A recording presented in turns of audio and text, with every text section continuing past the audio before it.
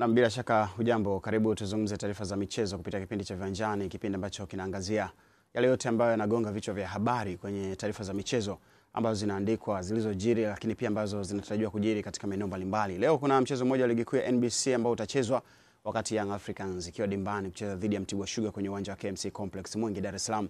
Mchezo wa ligi kuu ya NBC ambao utaanza majira ya saa 10 kamili za jioni. Lakini kutakuwa na surprise gani kwa kocha mpya wa Yanga ambaye ametambulishwa juzi baada ya Young Africans kufuzu hatua ya makundi ligi ya mabingwa barani Afrika, Pedro Goncalves? Kitu gani ambacho anakuja nacho katika mchezo dhidi ya Mtibwa? Tutaenda kufahamu upya wa kocha huyo na kile ambacho amekiandaa kwa ajili ya wananchi Young Africans. Hii ni Viwanjani, baba wa vipindi vyote vya michezo nchini Tanzania. Tutazungumza pia taarifa zinazogonga vichwa vya habari katika bara la Afrika, bila kusahau The Pitch ambapo huwa tunatazama yale yanayozungumzwa kimataifa kwenye upande wa michezo. Mimi ni Mangasore, nazungumza nawe kutoka Labatati Hotel Dar es Salaam. Yuko hapa Abisai Steven Junior, huyu ni kachero wa kimataifa, lakini pia yupo mwana hisabati Galison Muro. Tutaambatana nao wote hao kuhakikisha kwamba kile ambacho tunakizungumza hapa basi unaenda kupata ufafanuzi mkubwa kwenye lugha ya michezo ambao utakuwa ni rahisi zaidi wewe kuweza kufahamu kile ambacho kimezungumzwa. Hii ni Viwanjani, endelea kusalia hapo mpaka tamati ya matangazo haya. Itakuwa ni majira ya saa 6 kamili za mchana na tutakuwa wote mpaka muda huo. Karibu sana. Karibuni. Yep. Asante sana Mangasore. Mambo yanaenda? Mungu mwema kabisa. Mko shwari? Tuko shwari. Dar es Salaam ina hali ya hewa nzuri? Hali ya hewa nzuri, lakini tutalihitaji sana joto la Afrika. Baadaye. Joto la Afrika. Afrika kuna joto. Abisa, unapenda sana hali ya hewa ya namna hii? Hiyo ya kiwango cha kati. Isizidi sana. Ufanye nini? Fanye nini? Sayansi inasema kwamba hali ya hewa ikiwa ya ubaridi inamfanya mwanadamu asisikie njaa muda mrefu. Kwa hiyo ni swala la njaa. Kwenye budget tunakaa vizuri. Kwani watu Arusha kweli? Arusha wanahifadhi nguvu. Ile mikoa yenye baridi, Arusha, Njombe, Moshi, Mbeya. Awali sana wanakula wakifanya kazi ngumu. Ila ile hali ya hewa unaweza kukaa muda mrefu. Kwa hiyo kama ni watu ambao wana pasi ndefu, wajaribu kusogea maeneo hayo. Lakini joto likizidi kana maana kwamba uhitaji wa biashara ya maji ndio inauzika sana. Kwenye joto kali watu ndio hawali sana. Kwenye baridi watu ndio wanapakia sana. Kwa sababu kwenye baridi energy inahitajika. Kwenye joto kwenye joto watu wanakula. Kwenye joto watu wanakula. Kuna joto anataka kutupeleka huyu. Sasa usichanganye joto na shughuli za watu wanaofanya wakiwa kwenye joto. Zote hizo zinasababisha watu wale. Sawa, lakini kuna kula kuliko kawaida. Kawaida utakula tu, lakini hali ya hewa inachangia. Kula kuliko kawaida. Ni sawa kama unaona mwili wako unaweza ukahimili hicho kiwango cha kula. Ni sawa. Ni sawa. Nilikuwa na mzee wangu mmoja alikuwa anaitwa Kibaki Kitu. Yaani anaitwa AKA yake Kibaki Kitu. Kwa hiyo chochote kile ambacho kitakachokuja mezani iwe kimemzidi uwezo au anaweza kukabiliana nacho, lazima amalize chote. Kwa hiyo tujaribu kula jamani. Karibuni kula, ukipata muda wa kula. Afa sababu yao inakuaga kubakisha ni dhambi. Kishaona mtu yani anakutengeneza ili usimshangae baadaye akifuta ule mlima. Sawa. Nashukuru sana kwa nanyi, muda mrefu sana Galison Muro tujakaa kwenye set kabisa. Lakini pia na kachero wa kimataifa naye tulikuwa tujakaa naye kwenye set muda mrefu sana. Sasa Viwanjani itaanza kuangazia kile ambacho leo kinaenda kujiri kwenye dimba la KMC Complex pale Mwenge, Dar es Salaam, wakati ligi kuu ya NBC itakapoendelea saa 10 kamili za jioni. Kwenye uwanja huo tutashuhudia mtanange kati ya Young Africans dhidi ya Mtibwa Sugar kutoka Morogoro, timu ambayo imerudi tena ligi kuu baada ya kuwa na kipindi cha mpito katika ligi ya Championship. Lakini Young Africans inacheza mchezo wa 3 ikiwa na alama 4 katika michezo miwili ambayo ilicheza. Imeshinda mchezo mmoja, lakini ikipata sare katika mchezo mmoja ambao ililazimishwa suluhu na Mbeya City. Lakini kwa upande wa Mtibwa Sugar yenyewe imecheza michezo 4 na imeweza kushinda mchezo mmoja na ina alama 5 ambazo imezikusanya mpaka sasa hivi. Hivyo unaweza kuona timu zote hizi zinatengeneza uwiano kidogo unaoelekeana, licha kwamba Mtibwa Sugar mwenyewe ametangulia kwa takriban mechi 2 mpaka sasa mbele ya Young Africans. Sasa hao ni Mtibwa Sugar wakati wakiwa wanafanya maandalizi mepesi kabla hawajakabiliana na Young Africans, na hapo pengine walikuwa wanafundishwa namna gani ya kutumia mipira iliyokufa ili waweze kucheza katika mchezo wa leo. Abisai na Galison Muro, makocha mara nyingi huwa wanakuja na mbinu pindi wanapoisoma timu kwamba timu hii inaweza kana tengeneza ikawa inatengeneza madhambi katika eneo la karibu na lango, wakaja na mbinu fulani ambayo pengine inawezekana ni mwarobaini wa kupata faida katika madhambi ambayo wanatengeneza. Timu ikishajipanga kwamba sasa inaingia uwanjani, tutarajie kwamba Mtibwa mbinu yao ya kwanza itakuwa ni ipi dhidi ya Young Africans? Kuhakikisha kwamba wanapeleka mashambulizi. Kwanza unabidi uheshimu ubora wa mpinzani ambao unacheza naye. Mpinzani ambao wataenda kucheza naye leo ni mabingwa watetezi wa ligi kuu NBC Yanga, ambao kwa rekodi ambao msimu uliopita ni timu ambayo imefunga sana, magoli mengi sana. Kwa hiyo cha kwanza ni kuzuia kwanza ubora wa opponent muda ambao mpira hauna. Kwa hiyo nadhani kwenye michezo ambayo Yanga amekutana na mpinzani ambaye anakaa nyuma kwa idadi kubwa ya wachezaji na commitment hali ya juu, amekuwa akistruggle sana kutafuta nafasi za kufunga. Kwa hiyo plan nadhani cha kwanza ni kuhakikisha mlinda mlango wa Mtibwa Costa analindwa na mabeki wengi, Oscar Masai na Odha na wenzake, wakina Mwagata, kina Juma Nyagi, wahakikishe kwamba Yanga kupitia viungo wao washambulizi isiwe sehemu rahisi kuwafikia Mtibwa kwenye eneo hilo. Kwa hiyo nadhani hiyo ni statement ya kwanza ambayo Mtibwa anatakiwa waifanye, kuzuia hizo njia zote za Yanga kutengeneza nafasi. Kwa sababu uwanja una support sana Yanga kupigana pasi za kuburuza na style yao ya uchezaji. Sasa umehoji kwenye kushambulia. Wakati Yanga wakiwa na tafuta hizo nafasi, wana kaida ya kupeleka wachezaji wao wengi kwenye goli la opponent. Kwa hiyo mpango wa kupoteza mpira pale, mpango wa mashambulizi unaanzia pale Yanga anapopoteza mpira. Yaani shambulizi la Yanga likifeli. Yes, tunasema transition from attack to defend. Yanga watakuwa na attack pale wanapopoteza umiliki, ndio shambulizi la kwanza la Mtibwa linaanza. Sasa watahitaji kuwa na Mohesa ambaye ana speed sana, wakina Bilal katikati ambao wanajua ku-release hizo pasi kutoka kwa speed kumtafuta striker wao almaarufu Mayele ambaye wanamtumia, walimtoa TMA ambaye alikuwa na form nzuri, magoli 8 na assist 4. Waone namna gani wanaweza kunufaika na hiyo nafasi iliyobaki na idadi chache ya Yanga kwenye kujilinda, waweze kufanya mashambulizi yao. Kwa hiyo nadhani ndio plan ambayo huenda wataitumia, kwa sababu kwenda 1 against 1 na Yanga quality tofauti, gap ni kubwa sana. Unaiona Yanga ambayo itashambuliwa kupitia counter attack mara kama hiyo, itashambuliwa si yes, kama mpango wa kwanza, kama Yanga watafeli kufanya mashambulizi yao vizuri kwenye lango la Mtibwa Sugar. Wakati huo Muro tunashuhudia Yanga ambayo ina benchi jipya la ufundi. Mara nyingi makocha wanapokuja tunaona ari ya timu inakuwa inabadilika. Uchezaji unakuwa na mbinu tofauti. Unatarajia hicho kikubwa kutoka kwa Young Africans kwa mechi ya leo, au ni mechi ambayo kocha kwanza atapatia nafasi ya kuona pia wachezaji kwa uzuri, licha kwamba mechi dhidi ya Silver Strikers ilimpatia nafasi hiyo, lakini leo pengine atakuwa na yeye ana jukumu la moja kwa moja kuhakikisha kwamba sasa timu inacheza vile ambavyo anahitaji kwenye mpango wake? Mangosero uko sahihi, kwa maana ya tunasemaga ile motivation. Motisha inakuja kwa wachezaji linapokuwa benchi jipya linaanza kazi. Hasa kwenye ile michezo 3-4 ya mwanzo mpaka 5. Lakini daraja ambalo wamelitengeneza Young Africans halimuhitaji tu mwalimu mpya kuingia kwenye kikosi ndio morali boost. Yanga inaanza na kubustiwa na mazingira mengi sana kabla ya kocha mpya, kabla ya kocha wa kiwango chochote cha soka barani Afrika. Kuanzia tu wale mashabiki wao. Unajua mashabiki lazima tuwazungumze kwenye football kwa sababu wao ndo wanaomiliki mpira.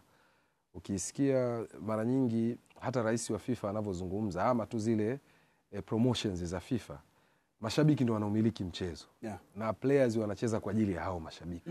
Hao ndio ambao wanaanikiza kila kitu ili timu iendelee kuwa bora na iendelee kuwa na misimu mizuri kila siku, sio? Kwa hiyo nguvu ya hizi timu kubwa mbili, Simba na Yanga, yule shabiki tu anatosha kukuonyesha kwamba player unatakiwa kwenda katika mileage ya juu ndani ya kiwanja. Lakini namba 2 ni kuona kazi nzuri walioifanya msimu uliopita wanairudia mara kwa mara. Msimu uliopita walikuwa wamechukua ubingwa mara 4 mfululizo.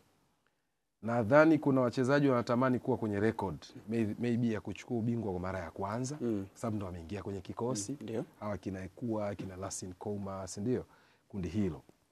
Lakini kuna wachezaji wanatamani kuendelea kuwa kwenye record maybe ya kuchukua ubingwa kwa mara ya 5 mfululizo. Sasa inaanzaje? Lazima ianze na mechi za awali. Sasa kinachokuja kuibusti ni kuona mechi ya kwanza walishinda na Pamba 3-0. Lakini mechi ya pili wanaenda Sokoine wana sare. Ndio. Kwa hiyo kumbukumbu walionao, ukiacha hii michezo ya CAF Champions League iliyopita, kumbukumbu walionao ni mechi ya mwisho walisare, tena hawakufunga bao, japokuwa hawakuruhusu bao. Ndio. Hapa ndipo ambapo players wanaanza kujiuliza wenyewe, hii ni kwa ajili ya mwalimu? Je, hii ni kwa ajili ya mashabiki au ni kwa ajili yetu? Sasa kishafika hatua players wanaanza kuwaza ni kwa ajili yetu, tunapaswa kufanya kwa ajili ya sisi. Ukishamsikia Mangasore anakuambia nafanya hivi kwa ajili ya Mangasore, ujue yuko kwenye level ya juu sana ya commitment, kwa hatataka kujiangusha mwenyewe. Na ndio nachokiona kama Romain Folz ameondoka, Ndio. sio? Caretaker alikuwepo Patrick Mabedi mechi yao ya juzi dhidi ya Silver Strikers. Ikitokea players leo hawaperform kwenye ile standard, hapa kesi haitakuwa tena makocha, sio? Kesi itaenda sasa, kumbe players nyie ndio mnaoiangusha timu. Kumbe players ndio, kuna baadhi ya moments ambazo tulizizoea kwa Young Africans, kwa sasa hatuzioni, inabakia kwenu nyie wachezaji. Kwa hiyo huwa ni saikolojia, kwa sababu ukisema tulikuwa tunajificha chini ya kivuli cha Romain Folz, hayupo. Ukisema Caretaker alikuwepo, bwana tutacheza kwa sababu ni Caretaker, tutapambana the way itakavyowezekana. Leo amekuja kocha mpya, ikitokea mnakwenda tofauti na matarajio, tunaamini kwamba mwalimu Pedro Gonçalves bado hajaanza kuimpact 100%, kwa sababu hana mchezo wowote. Yeah. Hatujaanza kuona plani yake ya michezo 10 imekuwaje. Hatujarudi hapa viwanjani kuzungumza stats za michezo 20 ya Gonçalves akiwa na Young Africans. Ameshinda mingapi, amesare mingapi, amepoteza mingapi, amefunga mabao mangapi, ameruhusu mangapi, ametengeneza chances kiasi gani, amezuia chances za wapinzani kwa kiasi gani. Hatujaanza hata kumzungumza. Kwa hiyo leo hii bado naiona taswira ya Young Africans kama sio Mabedi na muda mfupi ambao amekuwa na timu, basi ni players wenyewe wanapaswa kupambania kwanza majina yao na club, ili isionekane kile kivuli cha Folz ambacho ilikuwa rahisi wao kujificha. Wachezaji, timu inasajili hata 35 kwa msimu. Kocha ni rahisi kufukuzwa, yuko peke yake, uweze kuondoa lile kundi kubwa. Yeah. Sasa leo kesi inabakia kwenye lile kundi kubwa la players. Bila kujalisha Mtibwa ni timu ya kiwango kipi, bila kujalishwa imepanda daraja msimu huu, lakini itabakia kuwa ni mechi ya players wenyewe kuitaka, kabla ya Gonçalves kuanza kuona plani yake, japokuwa leo atakuwa na impact ya moja kwa moja.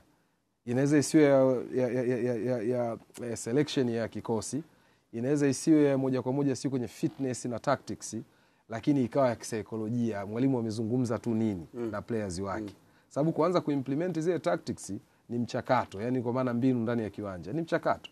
Kwa hiyo mwalimu anaweza kujua kwenye mafaili ya mechi 5-6 zilizopita za mashindano yote ya Afrika pamoja na ya ligi ya ndani, au sio?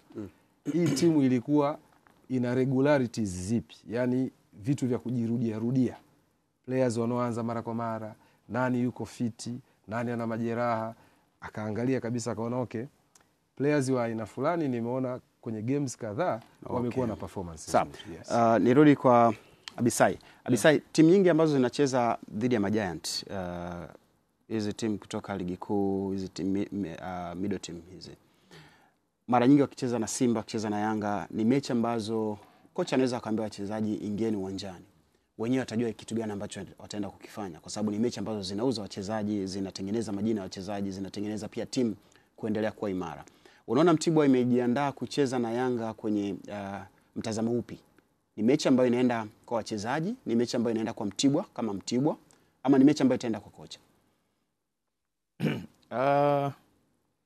Kwa namna ninavyoiona itakuwa ni mechi ambayo inamhitaji sana kocha kuandaa mpango kazi kwa dhidi ya timu nzuri ya Yanga, kwa sababu Mtibwa imetoka championship, msimu umalizika, wamefanya vizuri. Kwa sasa wanahitaji, malengo yao ni kubaki ligi kuu. Ili ubaki lazima ukusanye alama nyingi kadri uwezavyo, na moja ya changamoto ngumu ni kucheza na timu bora kama hivi bingwa mtetezi. Kwa hiyo yeye ndio atakuwa na mpango kazi ambao utaruhusu wachezaji wachezeje ili waweze kuonesha hicho hicho nacho. Ili msimu uliopita Mukono kutoka Fountain Gate alikuwa na msimu mzuri tu, alifunga mabao 6 ama mabao 7 bila assist, lakini watu hawakumjadili. Alihitaji mechi moja tu dhidi ya Simba msimu huu, kupiga style ya Zidane, kupiga tobo mtu, kudribble, watu kukumbuka huyu jamaa anacheza usajili mpya, watu wanafuatilia, ndo kumbe alikuwepo msimu uliopita. Sasa hivi ukitaka kuangalia mechi ya Fountain, mvuto wote upo kwa Eldinho kutoka Burundi, sio? Sasa yeye ni kiwango ambacho hanacho, lakini siku hiyo mechi ilimkubali zaidi. Na moja ya kitu ambacho kilipelekea hivyo ni Dennis Kitambi kuandaa mpango wa mchezo ambao yeye ndiye alikuwa na drive kwamba tunakaba sana dhidi ya Simba, lakini tukipata tukupe wewe, kwa sababu unaweza kudribble, unaficha mpira, unaweza kwenda nao mpaka watu wakakaa kwenye nafasi ukawapa kwa pasi sahihi. Kwa hiyo nikiwaangalia Mtibwa namuona Awadhi Juma almaarufu Manish, mchezaji wa zamani wa Simba, kocha wao huyu, aandae sasa huo mpango kazi.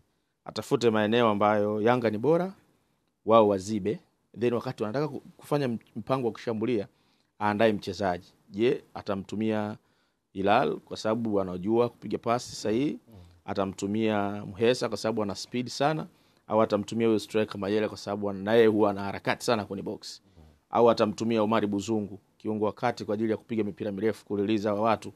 Haya yote yanatokana na kocha Awazi. Kwa hiyo wale wachezaji wanafahamu tukicheza vizuri dhidi ya Yanga sio tu kujiuza kwamba klabu nyingine itakutaka, lakini pia unamfikirisha kocha wa national team kukuwaza siku moja kwamba huyu mtu kumbe ana kitu, hebu ngoja nimjaribu, nimuone ana kitu gani. Lakini kwa namna wachezaji nilivyowatazama, Mtibwa leo anahitaji kuwa kwenye bahati ya pekee sana kupata hata alama moja dhidi ya Yanga hii bora. Anahitaji kunionyesha mechi ambayo hajawahi kunionyesha kwenye msimu. Unajua mechi ya kwanza walipoteza dhidi ya Mashujaa na ndio goli pekee walioruhusu mpaka sasa. Wakaja wakacheza mechi na Fountain waliwafunga 2-0. Wakaja wakacheza na Coastal Union sare bila kufungana, na Dodoma Jiji sare bila kufungana.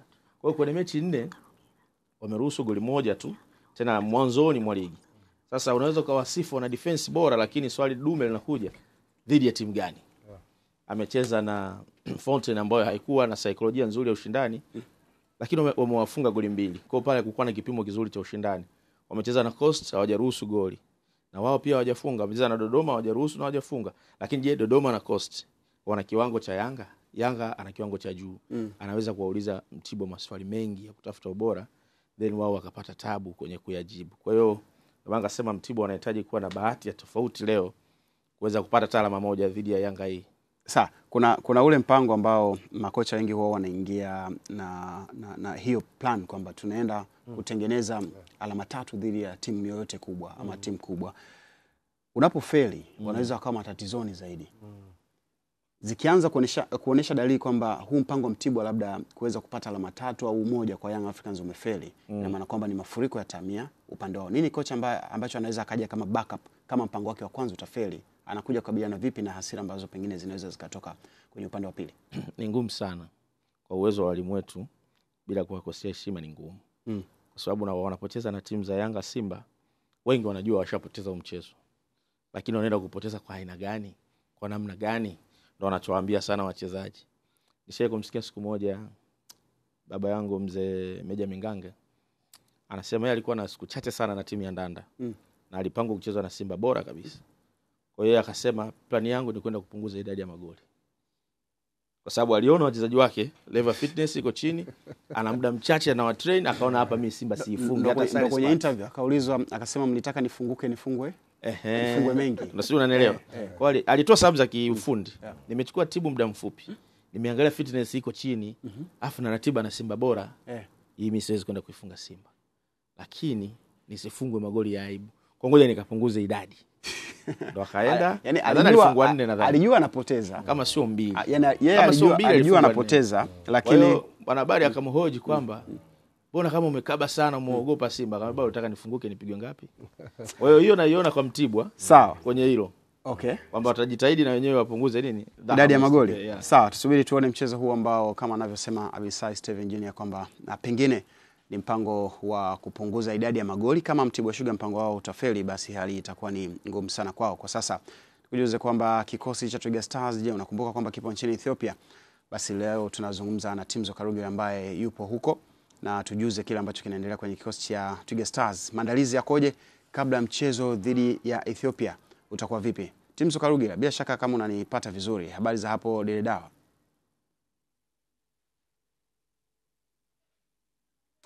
Yes, naona mpango kazi haupo jinsi ambavyo ulitakiwa uwe. Basi kwenye swali ambalo uliongea Muro, unajua kitu kigumu kinakuwa nini? Kwenye kiwanja cha mazoezi na dressing room. Kocha anawaambia hii timu kubwa, tujilinde wasipate goli, tuacheleweshe. Kwa hiyo unaandaa wachezaji kuwaza wasifungwe. Ndio wanachoingia nacho.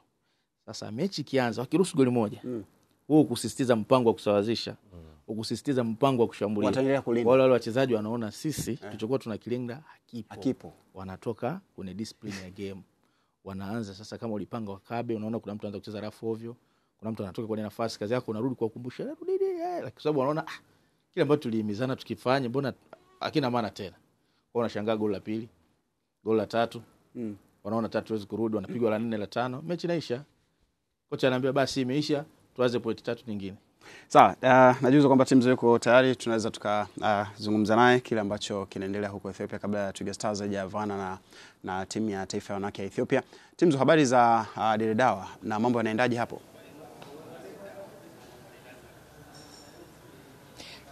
Shukrani sana Mangasore kutoka hapo jijini Dar es Salaam, makao makuu yetu ya Azam TV Tabata. Sisi hapa tuko katika jiji la 3 kwa ukubwa nchini Ethiopia, kwa maana ya Dire Dawa. Na mbungi, kama ambavyo unajua, leo hii tuna mchezo ambao ni mgumu, ambao tunasema tutakwenda kumaliza dakika 45 za mwisho ambazo zitatupa nafasi ya kucheza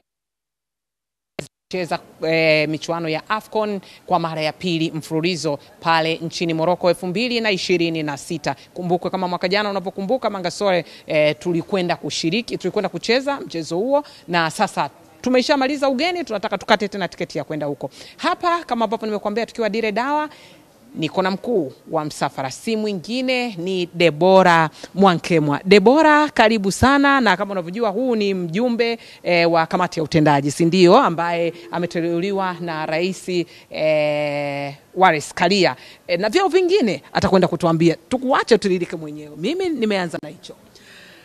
Asante dada yangu mtangazaji. Mimi kama nilivyotambulishwa, naitwa Debora Mkemwa, ni mjumbe wa kamati ya utendaji, kamati ya bodi ya wakurugenzi ya Tanzania Federation, na pia ni makamu mwenyekiti wa soka la wanawake Tanzania. Na leo tupo huku Ethiopia katika hili jiji la Dire Dawa, tayari kabisa kwa ajili ya kuangalia mchezo wetu wa pili wa marudiano kati ya Tanzania na Ethiopia.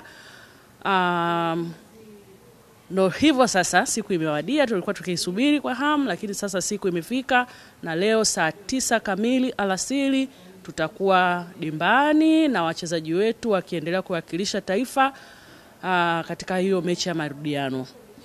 Debora, kama mkuu wa msafara, tupe ratiba nzima. Kwanza, vijana baada ya kulala, na tayari kumesha kucha, ratiba nzima leo imekuwaje tangu wameamka mpaka dakika hii tukiwa live viwanjani? Nini kimeamka tangu wameamka, nini kimefanyika mpaka dakika hii, wachezaji wanafanya nini? Wachezaji wameamka vizuri na tumehakikisha wote wako salama kabisa, afya ni njema na nguvu na ari ya kutosha, wapo kisaikolojia wako vizuri kabisa, na wamepata kifungua kinywa asubuhi ya leo, na muda huu wanapumzika kidogo, na watakutana na kocha pia kwa ajili ya mazungumzo machache kabla ya mechi. Na baada ya mazungumzo hayo na kupanga vikosi na kila kitu, tutapata chakula cha mchana na kuelekea uwanjani. Kwa hiyo chakula chetu tutajitahidi kitakuwa mapema kabisa, kwa sababu tunatakiwa mchezo huu ni saa 9 na tunatakiwa ni saa 7 timu inatakiwa kuwa imewasili uwanjani. Kwa hiyo tutaondoka saa 7 kasoro ili kuhakikisha saa 7 kamili tumeingia uwanjani. Kikanuni tunatakiwa tuwe pale masaa 2 kabla ya mchezo. Kwa hiyo na sisi kama viongozi tutahakikisha hilo linafanyika kwa weledi kabisa na bila kuwachosha wachezaji wetu. Kwa hiyo wameshapewa ratiba hiyo na wako tayari wanajiandaa, na muda huu wamepumzika vyumbani wakisubiri muda wa kikao, muda wa chakula na safari ya kwenda uwanjani. Hali ya wachezaji katika morali, hali tumeona kwa bahati nzuri sisi tumejoin wote kwa pamoja kwenye breakfast, lakini umezungumza nao, nini hasa ambacho wanakizungumza, ikiwa sasa tunazungumza saa chache kuanza hiyo mbungi kumaliza ngwe ya mwisho, ushindi wa mapema? Yani kabla ya dakika 20 tuwe tumeshaandika bao letu pale kwenye vibao vya matangazo, na tunahitaji ushindi huu, na wachezaji wametuhakikishia watashinda. Kwa kweli wako na ari, lakini pia nimewaona katika hali ya ajabu wakiwaheshimu, yani sio wanawaogopa, wanawaheshimu wapinzani wao. Wanasema Ethiopia ni timu ambayo haina mzaha kwenye mchezo. Kwa hiyo peke yake imenipa matumaini kwamba wanaingia uwanjani wakiwajua vizuri opponents wao. Yes, na kwa maana hiyo watacheza kwa kujihami, watacheza kwa nguvu na akili. Yani kwa kweli wachezaji wako na ari, na yani wametuahidi wa Tanzania kwamba tunavuka.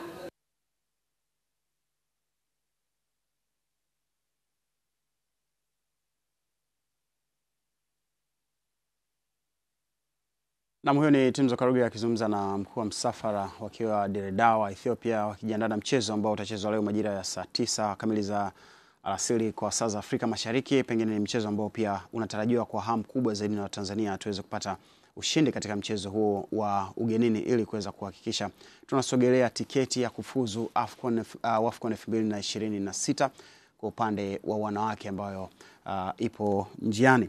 Sasa tulikuwa tunajadili kuhusiana na ligi kuu ya NBC wakati tukitazama mechi ya Young Africans dhidi ya Mtibwa Sugar ambayo inachezwa leo majira ya saa 10. Itakuwa live kupitia Azam Sports 1 HD, lakini uchambuzi wa mechi hii utaanza mapema zaidi majira ya saa 9. Utaenda kutazama kile ambacho kitakuwa kinajiri ama maandalizi mepesi kabla ya mchezo huo. Lakini kocha mkuu wa Yanga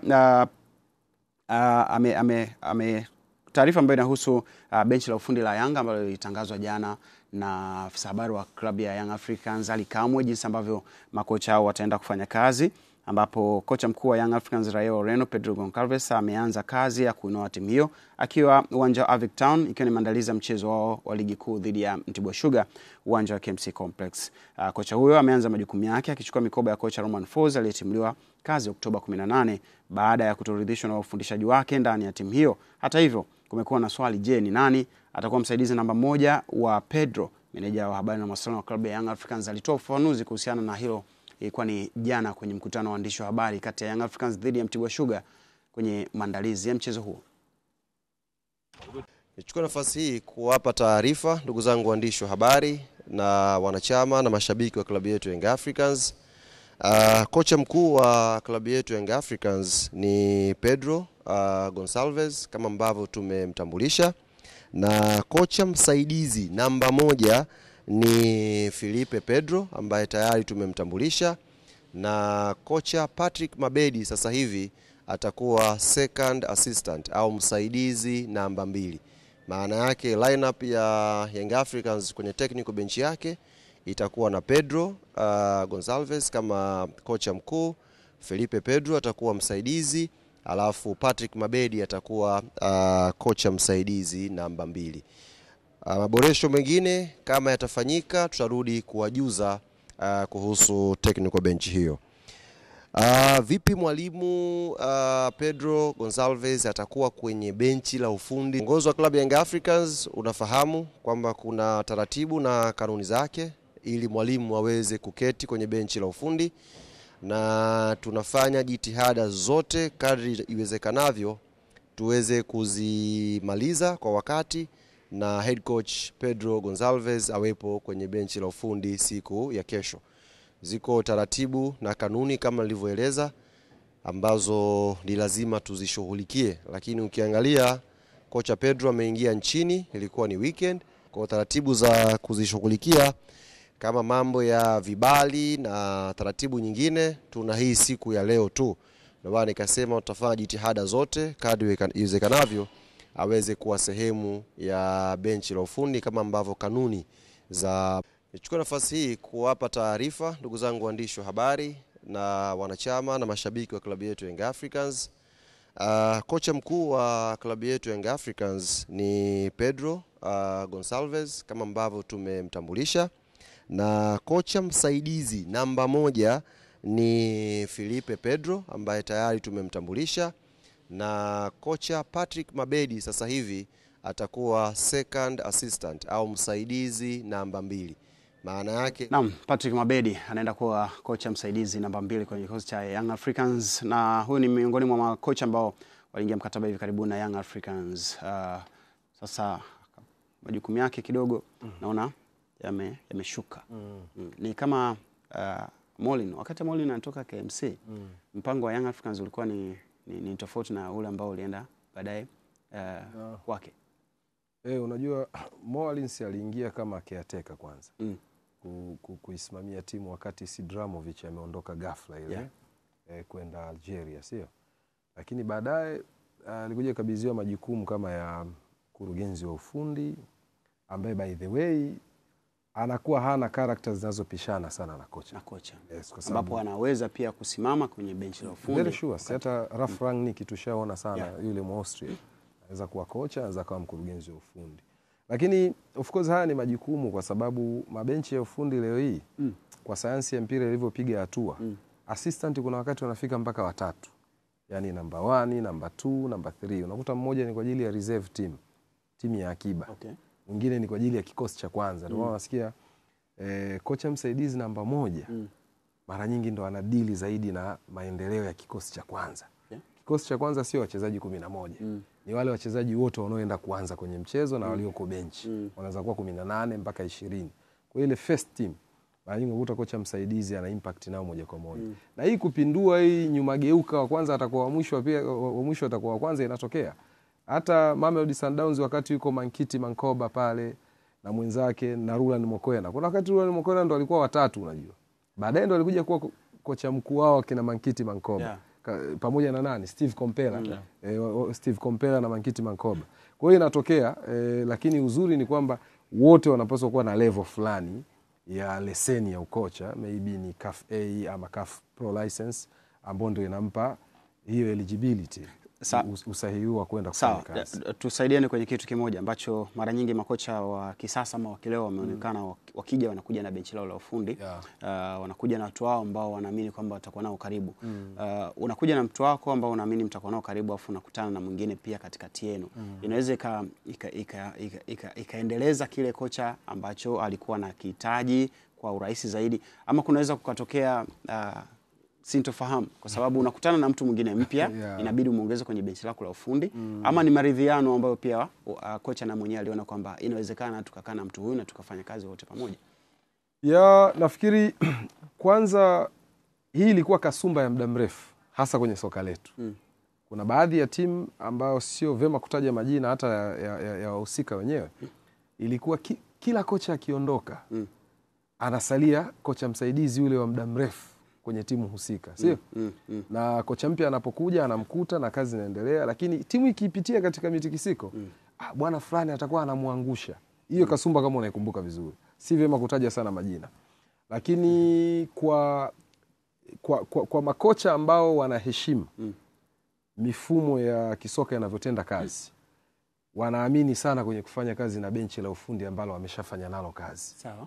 Hautumii nguvu kubwa kuenda kuandaa kitu ambacho mnatoka mkifanye kila siku, hasa kwenye uwanja wa mazoezi, kwenda kwenye program za mchezo husika. Lakini ukimkuta kocha ambaye tayari alishatangulia kwenye yale mazingira, ahueni inaweza ikawa ni moja, labda kwa sababu tayari anafahamu misingi ya eneo ambalo ameshalifanyia kazi kwa muda mfupi, anaweza akawa msaada wenu katika siku chache. Kuna wengine anakuwa nao kwa muda fulani, lakini anaenda kusuggest, mimi nataka niongezewe mtu fulani kwa ajili ya kufanya naye kazi. Huyu sasa inabakia ni yeye na klabu kwenye eneo la kimikataba. Lakini kama atakuwa ni mtu ambaye wanakwenda sambamba, anaendana nao katika baadhi ya zile vision, kwa maana kitu ambacho wanakitazama cha muda mrefu, inakuwa ni easy kufanya naye kazi, kwa sababu unakumbuka issue ya Nabi na Cedric Kaze. Si ndio?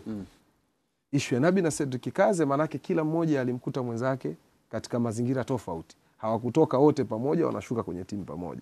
Lakini ndio hao ambao wametengeneza chemistry, wote wakaenda Kaizer kabla ya Nabi kuna muda hadi walitaka kushikana. Sio kama unanielewa vizuri. Siku za mwanzoni. Siku za mwanzoni hajakuwa ndo marafiki. Kabisa. Na wote wakaenda Kaizer. Lakini hivi karibuni inaonekana tena kama jambo limerudi vile vile. Na Nabi ameondoka, lakini bado Cedric yuko na Kaizer. Juzi wanafuzu kwenye makundi ya shirikisho Kaizer.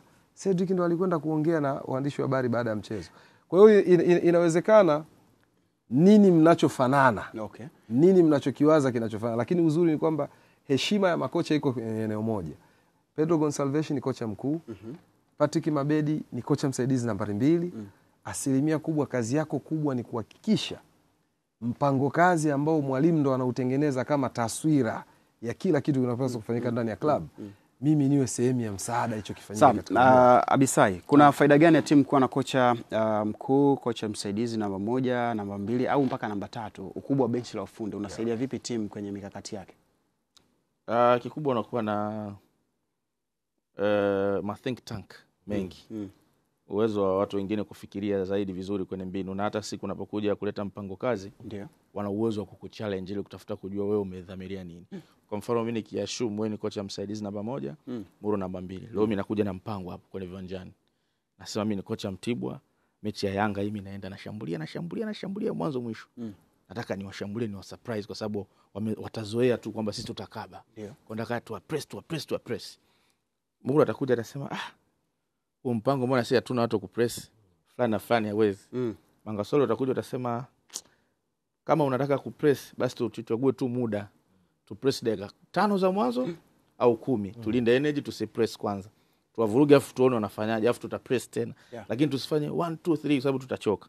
Kwa hiyo mnaona hivi tunavyojadili. Faida ni kwamba tutakubaliana hapa. Kitakuwa one among the best decision kwenye bench la ufundi. Kwa sababu wote mnawaza vizuri. Hiyo ni faida moja wapo. Lakini kingine unakuta kwenye hawa wasaidizi kuna watu wamespecialize kwenye vitu. Kuna mmoja msaidizi lakini labda yeye alikuwa anacheza beki. Kwa hiyo anajua namna ya kufundisha watu kuwa mabeki wazuri. Kwa mfano huyu Mabedi alikuwa beki. Kaizer Chiefs nahodha kabisa. Hata timu ya taifa Malawi. Kwa hiyo inapofika swala la kudefend, zile attributes, the way ya kujadili ni mzuri na kuchambua kwamba nani amefanya kosa hapa ilitakiwa iweje, umwambie lolote kwa sababu ni beki. Gonçalves nadhani alikuwa midfielder. Leo atafika tu atazungumza kitu kuhusu midfielder. Mwingine Filipe ana nafasi yake, atakuja atazungumza kingine. Hivyo ndivyo ambavyo mambo yanavyoenda. Kwa mfano Chelsea pale wana Willy Caballero, yeye alikuwa goalkeeper. Na kocha msaidizi anamsaidia Enzo Maresca. Kwa hiyo unapofika time anataka analyze goalkeeper, Caballero mwambie kitu kwa sababu alikuwa super kwenye kusave penalties vibaya mno. Kwa hiyo ikifika time hiyo wewe kama Maresca wanampisha goalkeeper professional anamaliza. Hii ni faida ambayo wako nayo. Lakini kingine mko mnajadili kitu kizuri hapa, kwa nini mtu anakuja na benchi lake? Amethibitisha kwamba huyu niliye naye ni brain. Yaani huyu ni kichwa na akili, anajua kila kitu. Kwa hiyo mimi kazi yangu bora, huyu ana asilimia zaidi ya 50. Kwa hiyo mimi ninapoenda mimi naenda naye. Huyo mnaniwekea simjui kimahusiano na kiutendaji. Kwa hiyo sitaki kugamba kwenye timu mpya. Huyu amesha prove, nimeenda naye pale. Kwa hiyo mimi lazima nije naye. Ndio hata yule kocha wa Madagascar Romod Felix Lacotondrabe aliwaeleza Yanga mimi nakuja na msaidizi, wakasema hatuna shida. Lakini kagundulika na vigezo sio huyu ambaye alikuwa naye timu ya taifa, mwingine. Yanga wakasema basi tukupe mwingine akusaidie, akasema sio rahisi. Wakafika tu akasema tukupe mzawa pia, akasema hapana. Kwa hiyo wao wakashindwana kwa mazingira hayo. Kwa hiyo huyu sasa hivi amekuja naye mwenzake. Kwa hiyo ameprove kwamba huyu ana jambo na mimi. Ndio maana unaona ana maana. Kwa mfano Pep Guardiola ana watu wake ana amana nao. Na hawa anawasifu sana. Kwa mfano yule Big Ristein ni mtu ambaye CKS ambaye anamfanyia usajili mzuri sana wa kupoint vitu kwa sababu wameshibana falsafa. Yaani akiwepo huyu una haja Guardiola kuwepo. Anaweza kumrepresent A mpaka Z. Kwa sababu anajua huyu mchezaji kwa falsafa ya Pep aingie, huyu anaingia, huyu anaingia. Na akienda sehemu anakuwa naye, anamtanguliza. Hajaenda City kampeleka. Na Ferran Soriano. You see, kwa na yeye anakuja anafanyaje? Ana watu wake. Arteta amemchukua yule somebody wa set plays, nani mnamuita? Nicolas Jova. Msaidizi wake lakini ni mbobezi kwenye mipira ya kutenga. Ambapo pia na Arsenal sasa hivi wanaongoza kutoka 2022 23 mpaka leo. Wana magoli 30 plus ya set plays. Na hata sasa hivi wanaongoza, wana magoli 11 set plays kati ya 16 walofunga. So kila msaidizi ana sifa yake ya upekee, ndio maana inakuwa ni advantage. Sawa, shukrani sana Bisai pamoja na Galison Muro. Natamani sana hiki kitu cha kuhama na watu wako kije kutoka siku moja kwenye vyombo vya habari. Napata kazi, unaondoka na wachambuzi wangu, naondoka. Au si pata kazi na mtozi. Kama mnanitaka nitakuja na wachambuzi wangu. Nitakuja na mwandaji wangu wa kipindi. Kwa hiyo Msinione mimi naongea vile, hao ndo wananiwezesha. Kwa kama mpo tayari tubebe wote. Ikifika huko pia kwenye vyombo vya habari itakuwa nzuri sana. Tutaheshimiana. Tutaheshimiana. Kama uniheshimu nitafuta mchambuzi mwingine na mweka pale. Kwa lazima uwe kidogo karibu na mtu wako. Sasa tutoke hapo tukatazame taarifa nyingine kutoka upande wa Simba ambapo Ahmed Ally, huyu ni afisa habari wa klabu ya Simba Sports Club, yeye ameweka wazi mipango yao kuelekea baada ya kufuzu hatua ya makundi ligi ya mabingwa barani Afrika. Lakini pia akitoa pongezi kwa uongozi wa Simba Sports Club jinsi ambavyo umejipanga msimu huu kuhakikisha kwamba timu inafika mbali katika mashindano ya kimataifa. Kwanza tunamshukuru Mwenyezi Mungu kwa kutujalia kufuzu na kuingia hatua ya makundi na kuandika rekodi ya kipekee kabisa barani Afrika na kuwa Simba Sports Club ni miongoni mwa timu 3 Afrika ambazo zimefuzu mara 7 hatua ya makundi ya michuano ya CAF. Lakini Simba Sports Club kuwa ndio timu pekee Tanzania ambayo imewahi kucheza hatua ya makundi kwa mara 5 ndani ya kipindi cha miaka 7 pekee. Hii ni record ya kujivunia sana sisi wana Simba. Ni record ambayo inatupa heshima kubwa katika uwanda wa mpira na ni record ambayo inaongeza thamani kubwa ndani ya klabu yetu ya Simba Sports Club. Sio kila timu inaweza kufanya hivyo, lakini Simba Sports tumeweza kufanya hivyo na hatujafanya hivyo kwa kuchaguliwa. Tumefanya hivyo kutokana na ubora tuliokuwa nao, tumefanya hivyo kutokana na uwekezaji tuliofanya na hatimaye umetulipa na tumefanikiwa kufuzu hatua ya makundi kwa mara ya 7 mfululizo kwenye kipindi cha miaka 7. Tunawashukuru viongozi wetu wa Simba Sports kuanzia kwa mwekezaji Mohamed Dewji, wajumbe wote wa bodi ya kurugenzi, management ya Simba Sports Club, lakini kwa kipekee kabisa wachezaji wa Simba wa nyakati zote ambao wamepambana kuandika historia hii na rekodi hii na kuipeleka Simba kwenye kilele cha mafanikio. Lakini kwa heshima na taadhima tunawapongeza na kuwashukuru mashabiki wa Simba ambao wamekuwa nasi bega kwa bega kwenye kuipambania Simba yao. Inapoanguka tuko nao, inaposimama tuko nao, na hatimaye tumefanikiwa kufikia hapa ambapo tumefikia. Safari yetu bado inaendelea kwenye michuano hii ya kimataifa. Hatujaridhika kushika nafasi ya 5 Afrika, hatujaridhika kuwa tunaishia hatua za robo finali.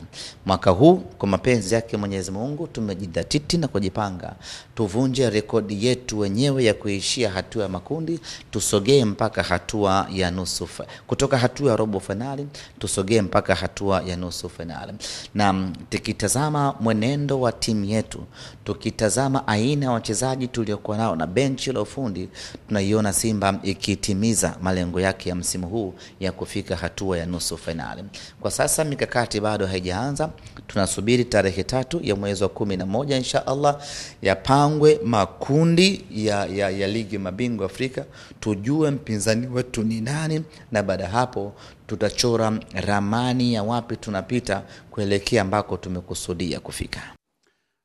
Kusudi la Simba kwenye mashindano ya kimataifa ni kufika hatua ya nusu finali kama ambavyo anaainisha Ahmed Ally, afisa habari wa klabu ya Simba. Jinsi ambavyo mikakati yao ilikuwa ikifanyika kwa misimu kadhaa kwenye ligi ya mabingwa barani Afrika imeshindwa kuwapeleka katika hatua kubwa zaidi tofauti na robo finali. Hivyo kwa sasa hivi wanahamishia ndoto na nguvu zao zote ziweze kufika katika hatua ya nusu finali. Hii ni Viwanjani, niko hapa na Galilisen Muro pamoja na Abisai Steven Junior. Tunaendelea kuangalia kile ambacho tunacho, na wakati huu tupo kwenye soka letu. Anazungumza Ahmed Ally, dhumuni la Simba ni nusu finali. Tuwe wa kweli. Tuzungumze ukweli sasa. Wewe kama mchambuzi wangu ambaye nitaama na wewe siku moja. Nusu finali kwenye Kumbuke mimi ni kocha wa FIFA. Kwa unaweza pia nikaama na wewe kama fitness coach wangu. Fitness coach. Timu yetu kwa na fitness. Tutafungwa. Usame na mimi. Mimi nipeleke kwenye propaganda. Propaganda ya timu. Hapa ndio tutafanikiwa. Unaona kile ambacho Ahmed Ally anakizungumza kwamba lengo ni kufika hatua ya nusu finali bila kujali watakutana na nani, bila kujali wenzao wamejipanga vipi. Unaona hiyo timu ya kwenda nusu finali ipo? Of course, kwanza malengo wanayoyaweka ndio target ambazo tunaamini ukishakuwa unataka kuwa giant ama unataka ku maintain level ambayo umeiseti kwa muda mrefu, lazima uishi nayo, kwa sababu yale yanapenya moja kwa moja kwenye saikolojia ya wachezaji, kwamba kuingia makundi sio sherehe, kucheza robo finali sio sherehe, kwa sababu akina Chama, akina Mixon walicheza robo finali 4 au sio, ishazoeleka za Champions League. Wengine wakacheza robo finali 2 za shirikisho, ya pili ambayo iliwapeleka paka finali msimu uliopita. Kwa hiyo inawezekana story ya Simba kwa sasa, ile kufuzu makundi imeshakuwa ni ya kawaida. Robo finali inaelekea kuwa ya kawaida sana. Sawa. Si ndio? Hilo ni lengo sahihi la kitimu, ambao tunaamini siku zote kabla ya kwenda uwanjani na kufanya vurugu zako, mwili wako utakuwa ndo kitendea kazi, akili inatangulia kwanza, unawaza nini? Plani yenu ikoje? Na unaweza ukasema timu hii iliyopo haitoshi kufika huko wanapopawaza, wakifika utaweka wapi sura yako? Kwa sababu tunaamini ni mchakato. Hata timu ya msimu uliopita bado ilikuwa haitoshi kukuambia wanaweza wakacheza finali. Lakini katika prosesi ya kimashindano walifika, kwa maana ya malengo yanayojimultiply stage baada ya stage. Kwa swali lako, ili tusizunguke sana, bado naona timu inahitaji kuboresha sana. Sio kusajili, kuboreshwa kwa kiasi kikubwa. Unajua, inazungumzwa sio mara zote utaiboresha timu tu kwa kusajili.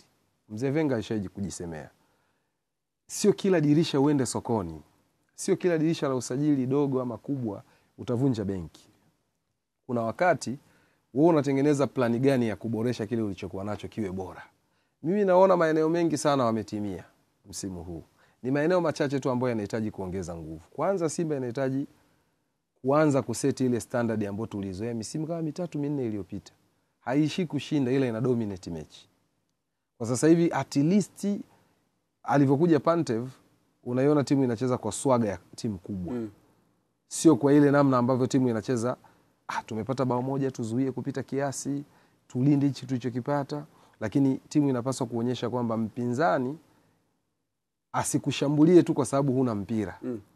Akae nyuma kwa sababu muda wote unamletea madhara. Yaani hiyo ndo meaning ya timu kubwa. Sasa kwa Simba nayoiona ya msimu huu, ina maeneo mengi sana ya kuprove hicho anachokiona. Kiukweli mimi sina shaka nao. Shaka niliokuwa nao ni wanai-up game yao kwa kiwango gani, wanapandisha viwango vyao kwa kiwango gani. Uwezo ukao unaenda kwenye mashindano unasoa, una Selemani Mwalimu na Mkwala, tuchukulie basi Mwalimu bado yuko kwenye process ya kutengeneza ukubwa. Soa na Mkwala wanatosha kukushindia aina yote ya michezo kama wako physically fit kila mechi, sio? Hili daraja la kina Mpanzu, kina Kibu wamesharudia hichi ambacho wanapaswa kufanya msimu baada ya msimu, si ndio? Okay. Wameongeza baadhi ya watu muhimu sana kwenye eneo la kiungo, sio? Ambao wanahitaji kuboost sana. Jana nilikuwa nazungumza kwenye social media yangu, kwa maana kwenye page yangu ya Instagram, namna ambavyo Maema anapaswa kuongeza baa zake kwenye namna ya kuisaidia Simba. Yaani unapotoka timu kama Mamelodi Sundowns unakuja Simba, ni timu ambazo ziko kwenye level ya Champions League, zote zinachezaga makundi, zinachezaga robo finali na kadhalika. Sababu hata Mamelodi ukiacha finali ya msimu uliopita, nusu finali ya msimu uliopita, si ndio? Sawa. Ukiondoa pia na nusu finali ya msimu wa nyuma, misimu mingine alikuwa anaishia hapa kwenye robo finali. Unapaswa kuja na kuiongezea timu nguvu. Kwa hiyo unachokiona Mangasore, players waliopo, kuna eneo wanatakiwa waongeze nguvu yao zaidi ndani ya kiwanja kuweza kuisaidia timu kufika hapo. Wakati huo Ahmed Ally anazungumza kuhusiana na kile ambacho Simba inapanga kukifanya, kucheza hatua ya nusu finali kombe ligi ya mabingwa barani Afrika. Nikutajia kwamba timu 14 tayari zimekwisha ingia kwenye hatua ya makundi, ambapo Al Ahly kutoka Misri ipo, lakini Mamelodi Sundowns kutoka Afrika Kusini ni miongoni mwa timu ambazo zipo. Esperance de Tunis na wenyewe wako humo, lakini AS FAR Rabat kutoka Morocco na wenyewe wapo kwenye hatua ya makundi. MC Alger ya Algeria, lakini JS Kabylie na wenyewe wako ndani. Petro de Luanda ya Angola wapo ndani. Simba Sports Club ndani. Stade Malien ya Mali wapo ndani. Al Hilal ya Sudani ndani. Power Dynamos ya Zambia wapo ndani. St. Louis Lupopo ya DRC, Young Africans, Rivers United, lakini Pyramids na Ethiopia Insurance hawa bado wanachuana, wana mechi ambayo imesalia kuweza kutafuta nafasi ya kufuzu, pamoja na RS Berkane au Al Ahly Tripoli ya kule Libya. Abisai, nusu finali inachezeka kwa timu hizi ambazo umeziona? Kwa Simba? Kwangu mimi ni mapema sana kubashiri kama Simba ataingia nusu finali ya kombe la shirikisho barani Afrika. Kwa timu hizi ambazo tumeziainisha hizi 14 na zile ambazo bado hazijaingia kwa maana Pyramids pamoja na Ethiopian Insurance au Al Tripoli na mimi na assume Pyramid anaingia. Na assume Berkane anaingia. Na assume kwenye makundi. Kwenye nusu finali ndo nasema sasa kwenye hiyo ya kwako. Alafu tunaenda kwenye swali lako la nusu finali. Nusu finali kwanza kutoka leo Oktoba 28. Tufanye mwezi wa 11 huu, mwezi mmoja. Katikati hapo utasimama kwa ajili ya maandalizi ya AFCON ya Disemba. Simba itocheza michezo. Alafu Januari tutapata wiki kadhaa kujiandaa na ligi kurudi. Alafu hiyo michezo itaanza kuchezwa. Kwa hiyo kutoka hapo mpaka Januari kuna mambo mengi sana kwenye klabu ya Simba yataendelea. Wapo ambao wataenda AFCON watakuwa na kocha kwenye mazoezi, kocha atakuwa anacheza mchezo wa kirafiki ya Indo, atakuwa anaendelea kukuza timu na nini, na mwezi wa 11 michezo ya ligi itaendelea. Simba itakuwa inafanyaje? Aidha ina progress, aidha hivyo itakavyokuwa ndio tutakuwa tunaiona. Kwa nasema ni judge sasa hivi ni mapema. Alafu kingine sijajua kwenye kundi atapangwa na nani. Wapo ambao wanaashiria. Kwa mfano yeye akiwa pot 2, pot 1 ndo wao wataja. Mamelodi, Al Ahly, Esperance na Berkane. Nadhani na Berkane akivuka. Yes, kwa hapa anachukua mmoja hapa kati ya hao wanne. Then pot 2 yuko yeye, hawezi kukutana na wenzake. Sawa na Yanga pia. Pyramids akipita. Na Pyramids akipita anaingia pot 2 na Al Hilal Omdurman. Kwa hiyo anaanza kupata pot 3. Ambao ni kina JS Kabylie yuko hapo. Kina Petro ya Angola. Afu anaenda pot 4 ndio kina Power Dynamos na wenzake. Stade Malien ambao wameingia mara ya kwanza kina Rivers. Pot 4 maana yake yenyewe ambao viwango vyenu vinazidiwa na hao wote. Okay. Kwa hiyo pot 4 sio ya kujadili. Issue ni pot 1 na pot 3. Kwa hiyo hatujajua atachukua nani. Umeelewa? Kwa Al Ahly Simba ameshazoea kucheza naye kwenye group stage. Na Berkane ameshacheza naye. Pale atabaki Mamelodi ambaye hajawahi, Pyramids na Esperance de Tunis ambao hajawahi, ambao wote hao kwake ni vyuma kabisa. Pot 2 ndo atakuwa, pot 3 ndo tunasubiri kuona atamchukua Omdurman au Pyramids au nani, ambao kundi litakuwa dume sana. Alafu ndo unaokota pot 4. Kwa hiyo tayari ile kundi linakwambia tuishie, sio la kujadili sana. Ndio maana tuishie hapo. Na ndio maana Simba unawasikia wanasema wanataka nusu, hawajasema finali, kwa sababu level ya ushindani uliopo klabu bingwa na kombe la shirikisho finali wameheshimu tofauti. Kwa maana hiyo wameheshimu wapinzani wao. Wameheshimu kabisa, na ndio maana wanaota hapo. Ndio maana Yanga wanaenda kwa step. Wakikiwa tu mtoano kwamba tunataka makundi klabu bingwa, kwa sababu walishawahi kuingia, walivyoona walipiga makofi wakaishia makundi. Sawa. Asante sana Abisa Steven Junior, huyo ni kachero wa kimataifa, tukizungumza naye kwenye kile ambacho Amedali amekielezea malengo ya timu kucheza hatua ya nusu finali ligi ya mabingwa barani Afrika. Wakati huu tunaenda kutazama taarifa nyingine kuhusiana na hizo timu nne zote ambazo zimefuzu ligi ya mabingwa barani Afrika 2, lakini kombe la shirikisho barani Afrika timu 2, Azam pamoja na Singida, Simba pamoja na Young Africans ligi ya mabingwa. Bodi ya ligi kuu nchini Tanzania bara imezipongeza timu za Simba, Yanga pamoja na zile ambazo zimefuzu hatua ya kombe la shirikisho kwa kuweza kufuzu hatua hiyo ya makundi. Mbali na timu hizo, imezipongeza pia timu za Azam FC pamoja na Singida Black Stars kwa kufuzu kombe la shirikisho. Msimu huu umekuwa ni msimu wa kihistoria kwa Tanzania na timu zinazoshiriki mashindano ya CAF, yani ligi ya mabingwa pamoja na kombe la shirikisho, ambapo timu 4 zimefuzu hatua ya makundi. Huyu hapa Karim Boimanda, afisa habari wa bodi ya ligi. Tumekuwa na weekend bora sana. Kwa maana bodi ya ligi kuu Tanzania imefurahishwa sana na namna ambavyo klabu zetu zimeperform kwenye michuano hii ya CAF. Ni kitu kizuri, kitu kikubwa, kitu ambacho kinaendelea kuthibitisha ubora wetu. Ubora wa ligi yetu ya NBC sasa hauhitaji maneno mengi. Vitendo vinavyotokea ama vinavyoonekana vinatosha kuelezea. Kwa hiyo kabla tujazipongeza klabu, tuwakumbushe tu wadau kwamba huu ni uthibitisho wa namna ambavyo ligi yetu inaendelea kupaa kimataifa, inaendelea kuongezeka ubora. Lakini chanzo ni nini? Chanzo ni namna ambavyo klabu zetu zimefanya jitihada kubwa sana za kuboresha vikosi vyao. Na hapa nizungumzie klabu zote zinazoshiriki ligi kuu ya NBC. Hizi 4 zimefanikiwa kupata nafasi ya kushiriki michuano ya CAF na kuonesha kwamba hazikupata nafasi hizo kwa kubahatisha ama kwa bahati tu. Zimetuthibitishia ubora wao kwenye michezo yote ambayo wamecheza. Tumeshuhudia kiwango kikubwa, ufundi wa kiwango cha juu kabisa, ushindani na burudani watu wamepata viwanjani, na tunaamini kwenye hatua makundi klabu zetu zitafanya vitu vizuri zaidi ya hivi ambavyo tumevishuhudia kwenye hatua ya mtoano. Kwa hiyo tunazipongeza sana klabu zetu, tunazitakia kila laheri, na kama waendeshaji tumekuwa tukifanya jitihada kubwa kuhakikisha wanapata mazingira rafiki ya kucheza ligi, lakini pia kushiriki kwenye hiyo michuano ya kimataifa. Sisi tuko tayari kuwashika mkono kwa sababu tunaamini mafanikio yao ni mafanikio ya mpira wa miguu Tanzania, ni mafanikio ya ligi kuu ya NBC. Na afisa habari wa bodi ya ligi Karim Boimanda akitoa pongezi kwa kile ambacho timu za Tanzania zimefanya zinazoshiriki ligi kuu ya NBC: Yanga, Simba, Azam pamoja na Singida Black Stars. Mangasore na Mura. Tumewazoea Simba, Yanga. Na ndio maana tuwapongezi kwa hiki wanachokifanya. Tumewazoea. Lakini kimsingi ukichukua Simba na Yanga za sasa, warudisha na za nyuma, utagundua hizo sasa zimepiga hatua sana kimataifa. Sawa. Sio kawaida kukaa poti tu. Sio kawaida kucheza hizi finali kwa zama hizi. Na kwa uchumi huu na wenzetu wanavyoshindana. Si kawaida CAF kuweka kambi huku. Sasa Simba walianza kuchora haya maono na kuweka msisitizo. Tuliona hawawezi, lakini wao wakatuprove wanaweza. Halafu wakatuprove kwamba kwenda robo kwao ni cha kawaida. Na ndio maana watu wanawaambia waende nusu kwa sababu waisha wazoea wanaenda robo. Wakaset standard hadi finali kombe la shirikisho. Bado wana ndoto huko klabu bingwa. Yanga wamepata hiyo hamasa, hawapa wanakuja.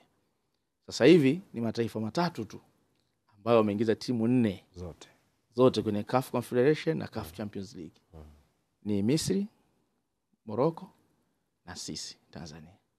Na tena Morocco na Misri bado Pyramids na Berkane bado hajaingia. Algeria amepeleka. Kwa hiyo sasa mpaka ratiba ikamiliki. Kwa hiyo sisi tunaona ni kawaida kwa sababu tunaenda hapo kwa Mkapa, tunaona tunarudi, wachezaji tunaona Mbagala, tunaona Manzese, tunaona pale, tunaona bwana kicha kawaida. Lakini kwa mapinduzi ya mpira, hizi ni pongezi ambazo tena inabidi mdahalo wa kuwapongeza ufunguliwe kabisa. Wa viongozi wa Simba wakae pale, wa Yanga wakae pale kama waasisi, bila kuwakosea heshima Singida na Azam, na wao wanakuepo kwa mara yao ya kwanza walivyofanya, wataeleza kwa nafasi yao. Kwa mfano Simba, Yanga pamoja na ukubwa wake amesubiri miaka 25 kuingia makundi CAF Champions League. Miaka mwanafunzi wa chuo kikuu nadhani amemaliza, sio? Na ameajiriwa sehemu. Simba huyu hapa pia miaka mingi. Azam miaka 21 ameingia makundi. Singida peke yake ndio ametumia mwaka hujakamilika. Au tuseme mwaka. Msimu mmoja top 4. Yes, top 4 huo msimu kaingia group stage. Okay. Sio, unaelewa? Siwezi kusema amebahatisha, lakini kuna juhudi ameweka. Watu waliokuwa nao ndio peke yake ameipata. Sasa hatujui kutokea hapo atakuwa anaingia kwa muendelezo kwa muda gani. Sasa hivi vitu sio virahisi vya kuvizungumza kwa sababu tunawajua watu, wachezaji wetu, timu zetu tunaziona. Hii level ni ya juu kabisa. Sawa, Abisa Steven Junior pamoja na Gulison Muro na wajuza tu kwamba muda si mrefu sasa tunaenda kuungana na shirikisho la ngumi za kulipwa hapa nchini TPBRC. Wana mkutano na waandishi wa habari. Kitu gani ambacho wanakizungumza wakati huu ambapo vitasa vimerejea kwenye Azam TV na umekuwa ukishuhudia mapambano mbalimbali yakiendelea kufanyika. Hebu tufahamu kile ambacho kinaendelea. Idris Rajab, kuna kitu gani ambacho TPBRC wanakuja nacho leo hapo ulipo? Nikifungua kati sawa.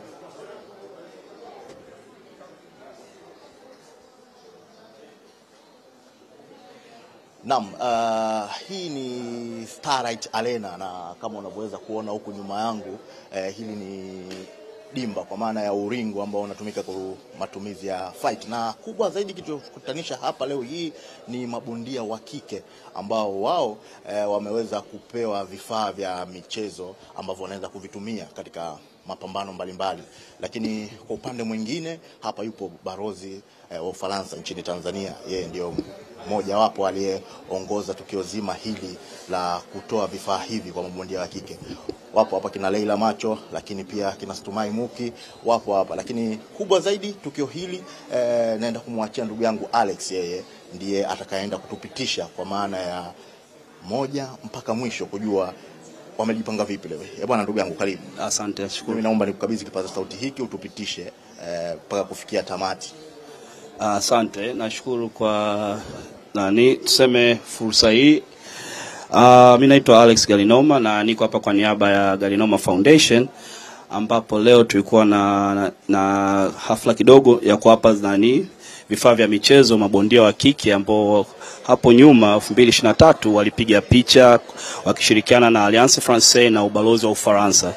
Na leo tulipata mgeni wa heshima ambaye tulimpata balozi kutoka na ubalozi wa Ufaransa, Her Excellency Anne. Tunashukuru kwa uwepo wake, na leo alikuwa anakabidhi vifaa kidogo. Of course kulikuwa asilimia kubwa zilikuwa zinaenda kwa mabondia, lakini vile vile na makocha nao wamepata hata kidogo cha kuweza kwenda kuanda nacho huko. Lakini vile vile ningependa kuchukua nafasi hii kuwashukuru watu wote ambao wamefika hapa. Tunashukuru sana Azam Media, tunashukuru sana TPBRC kwa kutuunga mkono na kuweza kufanikisha hili zoezi, lakini vile kubwa kabisa ni kwa wale mabondia ambao wote wameweza kufika hapa. Sasa nisingependa kuchukua muda mrefu, lakini ningependa kumwalika ndugu yangu kutoka TPBRC ambaye ndo sasa hivi ni chairman wetu, Bwana Patrick Nyembera, naye aje aongee mawili machache kabla hatujamwalika baadaye balozi wa Ufaransa. Karibu Patrick. Shukrani sana Alex. Watazamaji wetu, nipende tu kushukuru kwa kile ambacho Bwana Alex Galinoma ambaye ni mratibu wa hii shughuli amekizungumza, na sitakuwa na mengi sana ila kuweza kutoa shukrani za kipekee kwa ubalozi wa Ufaransa kupitia balozi wake Madam Anne Eve kwa kile ambacho wamekifanya leo hii katika kuhamasisha ngumi za wanawake. Kwa maana kumekuwa na mabondia wengi wa kike wakijaribu kujitokeza, lakini kama unavyofahamu vifaa vya michezo vimekuwa ni tatizo. Hii ni boost kubwa sana na inaweza ikamotivate kwa kiasi kikubwa, hasa kwa mabondia wa kike ambao leo hii wamekuwa ni sehemu ya kile ambacho ubalozi wa Ufaransa wamekifanya. Wamekuwa wakifanya mengi katika michezo, na hata ukipita nje ya ubalozi wa Ufaransa uwezi ukaona picha ambazo zinahusiana na wachezaji wakubwa wa nje ya Tanzania, lakini picha zilizokaa pale ni za watoto wa kike ambao wamekuwa ni sehemu ya kile ambacho ubalozi wa Ufaransa wamekifanya leo hii. Kwa hiyo ni jambo kubwa lililofanyika, na kwa kuwa muda tulionao si mkubwa sana, ni mchache, niweze kukueleza tu kwamba hili ambalo tunaliona leo hii aliwezi likawa limefika hapa bila uwepo wa Azam TV. Na nikukumbushe kwamba katika kipindi ambacho dada Christina Koroso alikuwa ni meneja wa eneo la sports, na sasa hivi yuko katika PR communication kwa Azam TV, moja ya mambo ambayo alisisitiza sana ni kwamba kila promoter atakayefanya ngumi lazima hakikishe kuna pambano la wanawake. Na hiyo leo hii imeweza kutupa wanawake wengi, wakina Laila, wakina Sarah Alex na wengineo kuweza kuonekana. Kwa hiyo mimi nitumie tu fursa hii kushukuru kwa boost ambao TPBRC na mabondia wameipata kupitia balozi wa Ufaransa, lakini kabla ya kumkaribisha balozi mwenyewe nichukue fursa hii pia kwa kichache kabisa kuweza kuintroduce hiki. Lakini for the benefit ya kwetu ambayo tunayo hapa, nimkaribishe Mheshimiwa Balozi N kwa kile ambacho kipo aweze kuzungumza na nyinyi regarding kile ambacho kimejitokea. Thank you very much, Your Excellency. I know that you've been boxing a lot. So can you turn around on this side so that you can talk to our audience in Tanzania? Thank you. Thank you very much. Yes, I've just been boxing. Nimechoka. My Swahili si rahisi. Si vizuri sana. So I will do it in English. It was a pleasure to be here today. It's a pleasure to see both men and women do boxing. Those wonderful women here, wanawake, wanacheza boxing. We had pictures of them on the wall of the Ubalozi because we were very, very proud of them doing boxing. We wanted to give them vifaa material for boxing, so gloves and stuff. We believe it's important for both boys and girls to do sports. Last year, France welcomed the Olympic Games, and among the sports that we both love is football and of course boxing. So it meant a lot to us to honor this boxing games, which is also about respect, heshima. It's about togetherness, umoja, and effort and discipline, and I think that's very important. And it's a school of life. That's what we believe. So that's why we're very, very happy to partner with this club and teams. Moreover, my mwalimu was one of them, so he taught me boxing. Thank you very much for having me. Thank you. Thank you. Naam, Mheshimiwa Balozi amezungumza mengi, lakini bila kupoteza muda, as you know that one of the things that make us be here today, especially for women boxing, is Madam Tina Koroso. When she was a sports manager in Azam Media, she was the one who motivated and make sure that every promoter who is having a boxing bout must have a women fight. So that's why you see all these women who are here came through her. But Tina, hongera sana. Hongera.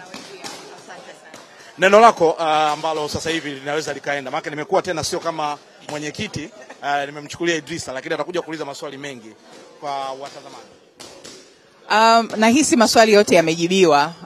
Niseme tu kwamba pongezi kwa TPBRC kwa zoezi hili na jitihada hizi ambazo zimefanyika, lakini pia nitoe shukrani kwa ubalozi wa Ufaransa kwa zawadi hii nono nzuri ambayo wametuletea kwa vijana wetu. Boxing sio tu mazoezi au sio tu michezo, ni ajira kwa vijana. Na nafurahi sana kuona kwamba vijana wetu wamepewa vifaa vya kuweza kuongeza skills zao wanapoingia kazini au kwenda kujipika vizuri zaidi, na tutawaona kwenye mapambano yao jinsi wanapofanya kazi nzuri sana. Na pia nitoe pongezi kwa Azam Media, kwa sababu bila Azam Media tusingekuwa hapa leo. Azam Media imetengeneza fursa kubwa kwa vijana. Azam Media imefungua milango kwa wengi, imetengeneza opportunities nyingi, mpaka ubalozi wa Ufaransa pia nao wameona ni nafasi kubwa kwao kuja kuongeza nguvu kwenye mchezo wetu wa ndondi au wa ngumi. Kwa mimi niseme tu shukrani, asante sana. Idrisa, sijui kama una swali lolote unataka kuuliza? Nataka niulize swali moja tu madam. Tumeona mwaka uliopita ubalozi wa Ufaransa wakitoa tuzo kwenda kwa mabondia wa kike. Mwaka huu tena wanatoa vifaa vya michezo kwenda kwa mabondia wa kike. Pengine wao wameona fursa gani hasa kwenye ngumi, kwenye upande wa kike? Sijui niseme ni fursa, lakini ninaamini kwamba na wao wanataka kuongeza nguvu kwa vijana, lakini pia wanataka kutengeneza ile awareness ya huu mchezo wa ngumi. Na mimi niwapongeze kwa kweli kwamba wameanza mwaka jana, mwaka huu wamekuja na vifaa. Tuone mwakani pia, mwaka unaokuja watakuja na kitu gani kingine. Lakini pia ni challenge kwetu sisi na Watanzania kwa ujumla kwamba je, sisi tunafanyaje kuongeza nguvu kwenye mchezo huu wa ngumi? Sisi kama Watanzania, wako wawekezaji wengi sana, sponsors wengi sana huko nje. Je, wao wanaguswa kwa namna gani na ni kitu gani ambacho wao wanataka kukichangia? Kwa sababu ubalozi wa Ufaransa wamekuja, wametoa tuzo mwaka jana, mwaka huu wameleta vifaa. Je, sisi au wewe ambaye unatusikiliza na kututazama kupitia Azam TV, wewe umeguswa kwa namna gani? Na je, upo tayari kuongeza nguvu na namna gani ili ngumi na vijana wetu waweze kukua na wao waweze kutoka kwa ufanisi zaidi huko nje wanakoenda kuiwakilisha Tanzania? Na tumeona promotion nyingi ambazo mabondia wapo, kwa maana tunaona vijana wengi ni wa kiume ambao ni wadogo. Pengine hii nayo mnaichukuaje kama changamoto kuhakikisha katika promotion hizo kunakuwa na vijana wa kike wengi? Of course wapo wengi sasa hivi ambao wameibuka. Kuna binti mmoja ambaye tuko naye humu ndani anaitwa Sara kutoka Arusha. Unakumbuka fight yake ni kama miaka 2-3 nyuma, tulikuwa tunapambano Arusha, ndipo tulipomuona huyu binti. Lakini leo hii mapambano mengi makubwa, unaona naye anashiriki na anafanya vizuri, na leo yuko hapa na yeye kapata zawadi zake. Ina maana kwamba kupitia yeye atakuwa ni motivation kwa mabinti wengine, na tunawaita wazazi, waruhusuni watoto wenu waje. Kama unaona mtoto anapenda mchezo wa ngumi, basi mruhusu aje ili tuweze kumpika aende kuiwakilisha Tanzania yetu. Nikushukuru sana. Nashukuru. Naam, ni meneja mahusiano na mawasiliano wa Azam Media huyo Tina Koroso, lakini pia tumeweza kumsikia mwenyekiti wa TPBRC Patrick Nyembela pamoja na balozi wa Ufaransa nchini Tanzania. Kutokea hapa Starlight Arena, mimi ni Idris Rajab. Na asante sana Idris Rajab kutoka Masaki kwa taarifa hiyo ambayo ilikuwa inahusisha TPBRC, lakini pia na zawadi ambazo zimetolewa na ubalozi wa Ufaransa nchini Tanzania kwa mabondia wa kike ili waweze kuwa na vifaa vya michezo ambavyo vitawasaidia katika kile ambacho wanakifanya. Hii ni Viwanjani, baba wa vipindi vyote vya michezo nchini Tanzania. Bado tunazungumza michezo na tupo kwenye soka letu. Yupo hapa Abisal Steven Junior pamoja na Galisen Muro. Huyu ni mwanahisabati. Mwalimu wakati nafundishwa hisabati, mwalimu ananiambia somo jepesi zaidi kulielewa ni hisabati. Nikamwambia jepesi kwako, jepesi kwangu. Kwa sababu anakuambia ikiwa umeambiwa 10 ukitoa 5 unapata 5. Ni somo ambalo unaweza ukahakikisha kwamba kile ulichokipata ndicho chenyewe. Si ndio? Ni sahihi. Yani unahakikishaje sasa kwenye logarithm? Yani hisabati ni somo ambalo kila kitu kina proof yake. Sasa mimi. Yani lazima si bora historia hakikiwe. Ngoni wao. Haiwezi kuprofika. Cheap labor. Inaprofika makaburi si. Makaburi si hapo. Bagamoyo kule. Makaburi hapo. Zanzibar nyumba. Majimaji wao. Watu walitangana kwamba Afrika walienda Marekani, tunaona Marekani ni kweli. Bagamoyo caravan route zile. Yes, unaona. Kwa hiyo ukitaka sema ongereni. Na watu na pia inadaiwa kwamba hata watu ambao ni bora zaidi kwenye namba hata IQ yao ni iko juu. Hata wewe unatumia hisabati. Watu control kwenye muda hapa. Sasa muda si kama hela tu. 1000 na unarudisha 2000, 2000 na unakupa unarudisha vibuku. Hawezi kuikwepa. Haikwepeki. Lakini tunaiweza, ila basic and pure mathematics ndio uiweze. Mambo yalikuwa mengi. Hisabati ya shule ya msingi ya kutoa hiyo unaijua hata wewe. Mambo yalikuwa mengi. Wakati tunasoma GM yale kina Bwaduki yale. Sawa. Tukatazame kile ambacho kimeandaliwa na mwandishi wetu Sharifu Bayona pamoja na Rukaya Mbugita akisimulia story time zaidi. Hii inahusu kile ambacho kimefanywa na timu zetu 4 kufuzu hatua ya makundi kwenye mashindano ya CAF, Simba, Young Africans, lakini Azam yupo pamoja na Singida Black Stars. Makala hii inaangazia timu zote hizo 4 na mafanikio yake katika hatua ya makundi. Ungana na Sharifu Bayona pamoja na Rukaya Mbugita kwenye hii makala. Tunarejea muda si mrefu kutoka sasa.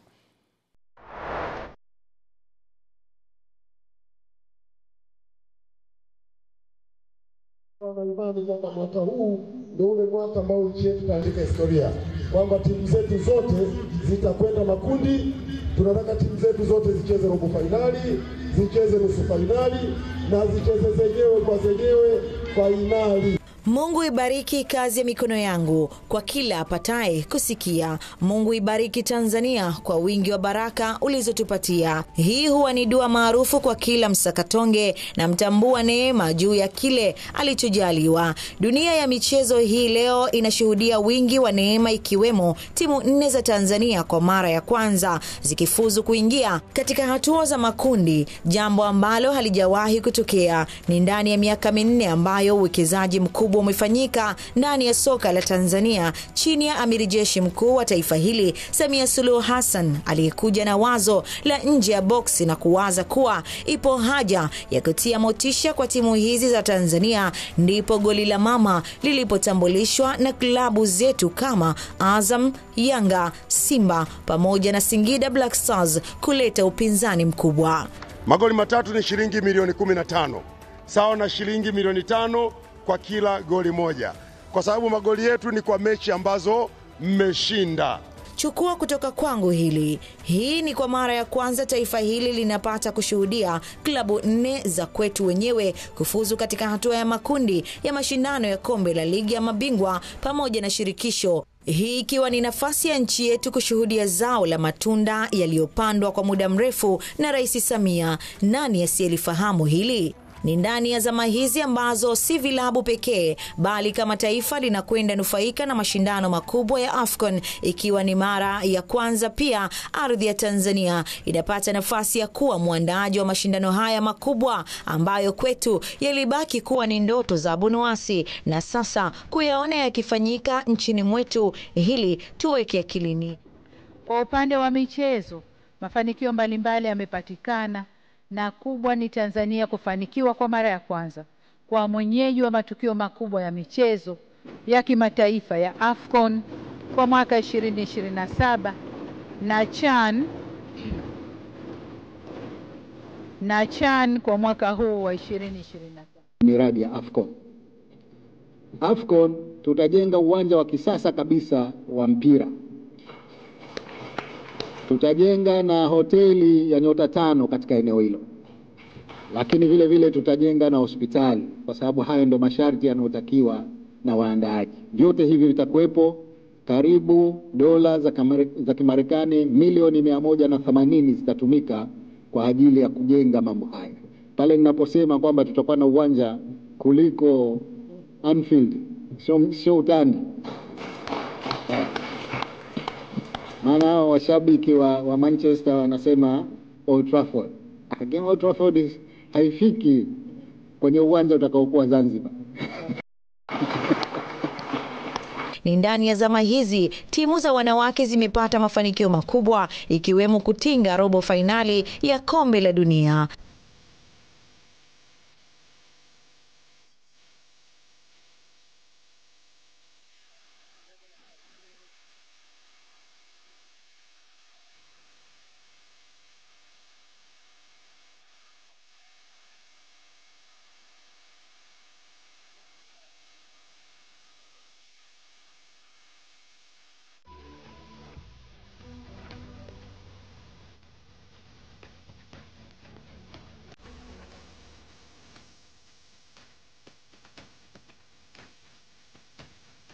Zaidi ya bilioni 300 na ushe zimewekwa katika ujenzi wa miundombinu za michezo, ikiwemo uwanja wa mpira wa miguu ndani ya jiji la Arusha, hili nalo likifanyika ndani ya muda mfupi wa kipindi cha miaka 4. Goli la mama ni nembo na ishara ya michezo kuwa lugha ya umoja, daraja la matumaini na nguzo ya vijana wa taifa la kesho. Tunaomba utufikishie salamu zetu kwa Mheshimiwa Rais kwa jinsi ambavyo anapenda vilabu vyetu vya Tanzania na kwa motisha mkubwa anayotoa kwenye michezo.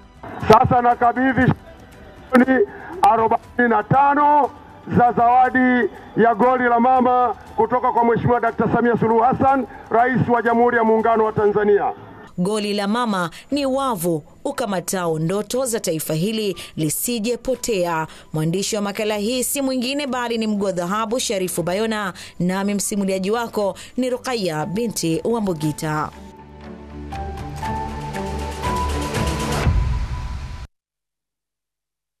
Naam, hiyo ni taarifa makala fupi iliyoandikwa na Sharifu Bayona lakini kisimuliwa na Rukaya Mbugita kwenye kile ambacho timu zetu 4 zimefanya msimu huu na kutinga hatua ya makundi ligi ya mabingwa barani Afrika, lakini pamoja na kombe la shirikisho barani Afrika. Hii ni Viwanjani. Lakini kwa sasa tunaenda kutazama pia makala fupi ambayo inaangazia Azam na ndoto yake ya kucheza hatua ya makundi michuano ya CAF. Ilianza vipi na mpaka wanafika hali ilikuwa vipi dhidi ya KMKM? Ndio timu ambayo imeandika historia ya kuruhusu Azam kuingia makundi kwenye kombe la shirikisho barani Afrika. Kwa mara ya kwanza zaidi ya miaka 20 Azam walikuwa kisota kuingia hatua hiyo. Anafanikiwa kumwacha kwanza Faisal Idinado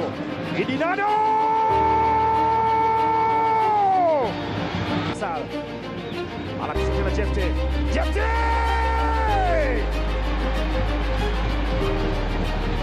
hawasiki dai kuweza kufikia ule mpira na kuweza kuandika bao la 5 kwa Azam FC.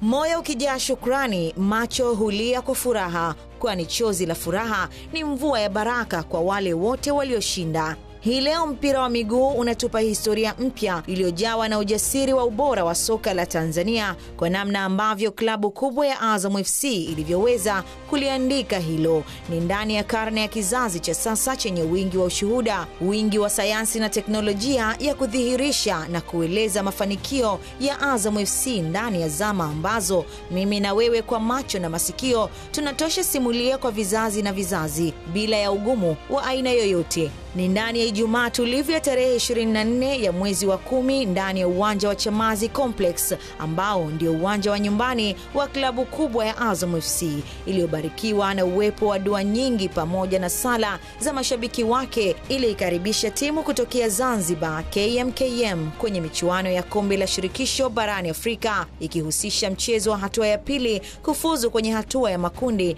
ndani ya michuano hii. Utayari wa mchezo, uwepo wa wimbi kubwa jukwaa la mashabiki pamoja na utulivu wa viongozi ndani ya uwanja huu ukaamuru filimbi ya mwamuzi Idris Omar kuashiria kuwa vita ya kuandika historia imeamuliwa na kila mmoja kupambania hatima yake. Uzito wa nembo ama chapa ya jezi ya Azam FC, ukubwa wa ndoto za viongozi, ongeza presha ya waumini wa klabu hii juu ya hamu ya kutaka kushuhudia mafanikio ya timu hii, ukiwa ndani ya vichwa vya wapambanaji 11 wa kikosi cha Azam FC, ukawa ramani ya mchoro wa wapi wapambanaji hawa wakatize na kupita, huku maelekezo ya muongoza kikosi hiki mtaalamu Florent Ibenge kikiwataka kuangamiza moja kwa moja kikosi cha wana KMKM.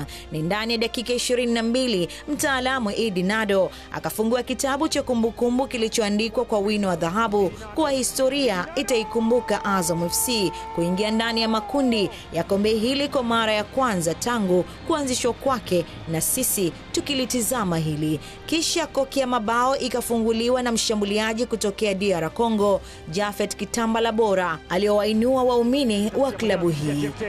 Jefte!